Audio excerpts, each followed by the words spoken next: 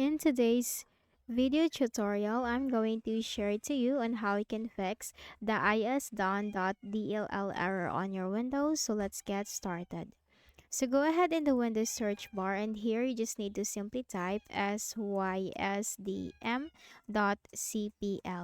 Sysdm.cpl control panel item, simply click on that. Now here in the system properties window, you just need to click on the advanced tab, and here you have to find for performance and click on settings, then click on the advanced tab again. Now here you'll find virtual memory. Click on the change button.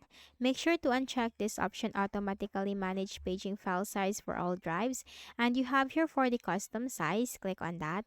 For the initial size, simply type the same thing as in my Windows. Initial size is 100 MB. For the maximum size, it's 3000 MB, 3000. And then you just need to simply click on OK, and then click on OK, and then click on OK. And before we are going to make a restart, let's press Windows key and letter R button together to open the run window. Here we need to type percentage temp percentage and click on OK. And we have to delete everything from here, so click on one file and press Ctrl A on keyboard to select all the items. Then, simply click the delete icon at the top. Now check this box to this for all current items and click on skip. Not all of this will be deleted, and that is totally fine. Close this.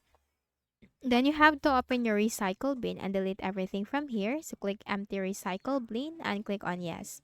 Now close this. And finally, make a right click at the start button, shut down or sign out, and restart your Windows. So that's it. Your problem will be fixed. So I hope this video helped you.